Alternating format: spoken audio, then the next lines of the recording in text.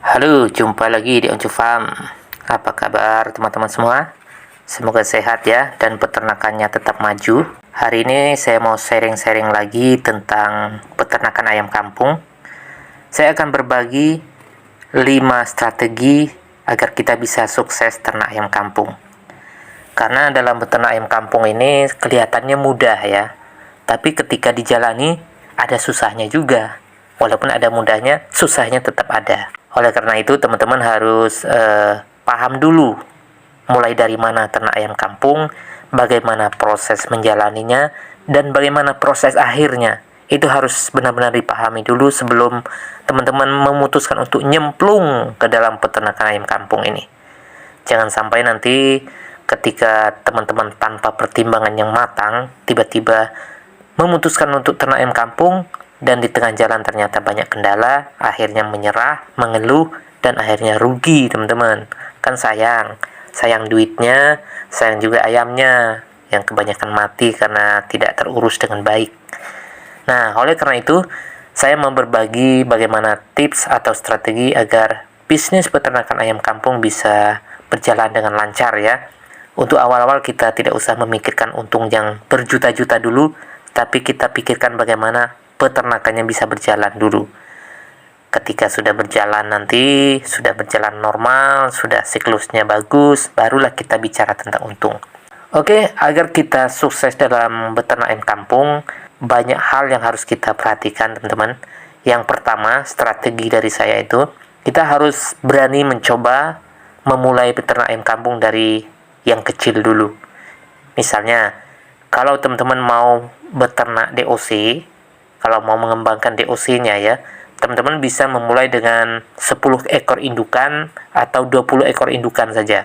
Dari sinilah teman-teman akan belajar bagaimana cara mencetak DOC dan bagaimana cara merawat induk ayam ini supaya dia tetap sehat dan terus bisa menghasilkan telur-telur yang berkualitas yang akan teman-teman tetaskan menjadi DOC-DOC yang baru.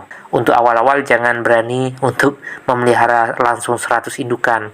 Mengerikan itu teman-teman. Kalau sempat gagal dan habis, wow, besar sekali kerugiannya itu. Kemudian kalau kita mau menjual ayam pedaging, kita bisa memulainya dengan membeli DOC satu box aja dulu, satu kotak gitu ya, yang isinya sekitar 100 ekor itu. Cukup itu aja dulu, jangan banyak-banyak dulu.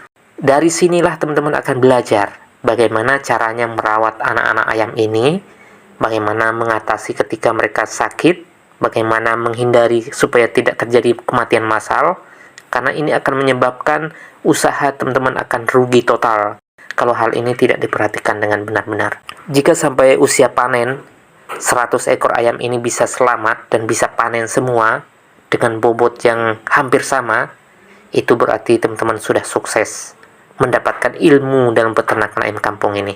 Karena selama masa 3 bulan perawatan DOC ini, disitulah teman-teman belajar bagaimana cara mengatasi mereka sakit, apa saja kendala yang dihadapi di kandang, semuanya harus diatasi. Kalau teman-teman bisa lolos mengatasi masa-masa ini, maka teman-teman sudah mendapatkan pengalaman yang luar biasa itu, sudah mendapatkan ilmu yang luar biasa, yang sangat berharga tentunya. Demikian juga dengan peternakan yang dimulai dengan indukan, yang untuk mendapatkan telur misalnya ya, dari 10 ekor indukan dan 20 ekor indukan tadi, teman-teman harus merawat indukan ini sampai mereka bisa rutin bertelur dan selalu menghasilkan telur setiap hari, bisa dipanen dan bisa dijual, dan itu terus berkelanjutan, dan indukannya sehat, selamat, tidak ada yang mati. Nah itu juga sama, teman-teman juga mendapatkan hasil atau pengalaman yang luar biasa. Nah ini sudah keuntungan ya, tidak usah bicara keuntungan uangnya dulu, tapi ilmu yang didapat dari cara beternak dari hal yang kecil ini, itu sudah suatu keuntungan yang luar biasa. Oke, itu yang pertama ya teman-teman, strateginya. Teman-teman harus berani memulai usaha ternak ayam kampung dari kecil dulu. Meskipun teman-teman memiliki dana yang besar, saya sarankan jangan dulu gunakan uang itu, simpan aja dulu. Tapi gunakan sebagian kecil aja untuk membeli 20 ekor indukan atau 100 ekor DOC yang akan teman-teman jadikan laboratorium untuk belajar gitu ya. Bagaimana caranya merawatnya sampai bisa panen. Adapun strategi yang kedua yang harus dipahami oleh peternak pemula, kita harus bisa belajar mencetak DOC sendiri ya. Untuk siklus yang pertama tidak masalah teman-teman memesan DOC-nya saja. Misalnya memesan 100 ekor, dirawat sampai dijual, itu tidak masalah. Karena di sanalah teman-teman belajar seperti yang saya bilang di strategi yang pertama tadi. Tapi untuk keberlanjutan bisnis teman-teman, untuk keberlanjutan usaha ternak ayam kampung yang teman-teman jalani, sebaiknya untuk keberlanjutannya teman-teman bisa mencetak DOC sendiri. Karena dengan bisa mencetak DOC sendiri, maka harga DOC akan menjadi lebih murah tentunya. Karena teman-teman menetaskan sendiri, dan itu akan memberikan keuntungan yang lebih nantinya ketika teman-teman menjual ayam pedagingnya. Strategi yang ketiga adalah kemampuan mensiasati pakan. Karena selain bibit, pakan adalah faktor paling besar yang menunjang kesuksesan sebuah peternakan ayam kampung, teman-teman. Dan kita tahu, dari waktu ke waktu, pakan selalu naik harganya. Tidak ada ceritanya itu pakan ayam akan turun, tapi akan selalu naik, dan naik terus. Maka dari itu, kalau kita cuma mengandalkan pakan pabrikan, jelas teman-teman akan mengalami kerugian tentunya. Kalaupun tidak rugi, untungnya sangat tipis sekali, teman-teman.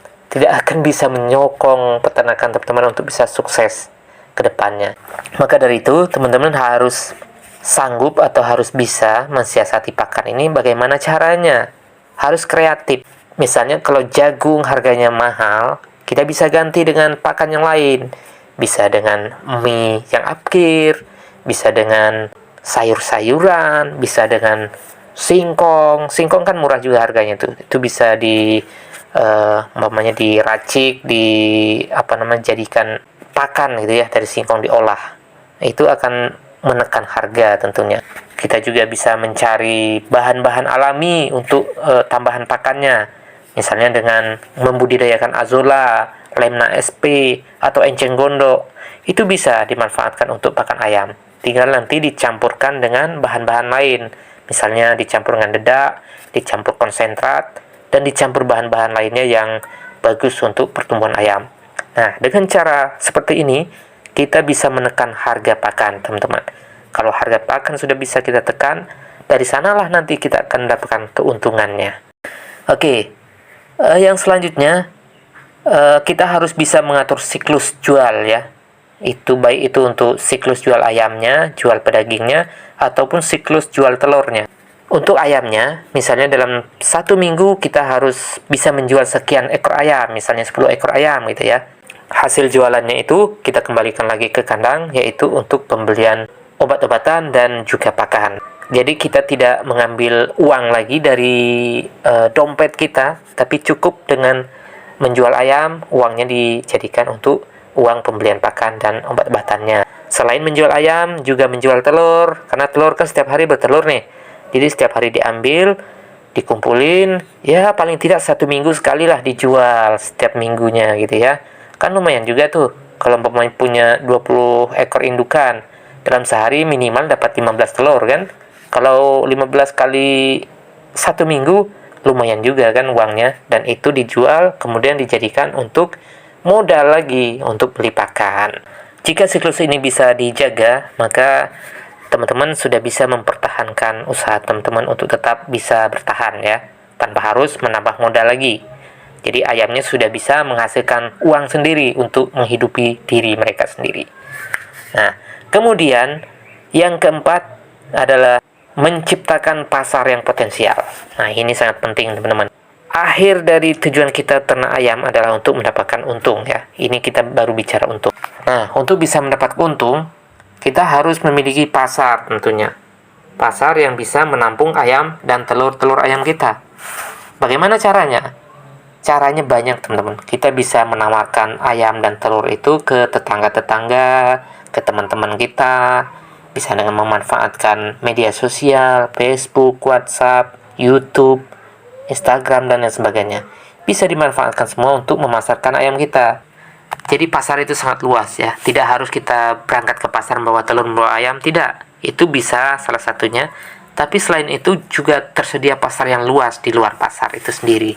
Yaitu dengan menawarkan ke tetangga, teman-teman, dan orang-orang yang membutuhkan ayam atau telur. Jika teman-teman bisa menciptakan pasar yang potensial seperti ini, orang-orang yang sudah berlangganan inilah yang akan menjadi pelanggan setia, teman-teman. Untuk itu, teman-teman juga harus menjaga kualitas daging, menjaga kualitas telur, supaya orang-orang tidak kecewa. Sehingga setelah mereka membeli sekali, ketika mereka butuh telur lagi, mereka butuh ayam lagi, mereka akan mengontak teman-teman, akan membeli lagi. Dan itu akan menjadi konsumen yang berkelanjutan, teman-teman.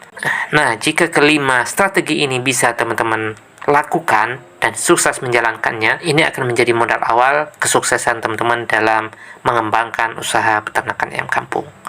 Demikian teman-teman, semoga bermanfaat. Sampai jumpa lagi. Assalamualaikum warahmatullahi wabarakatuh.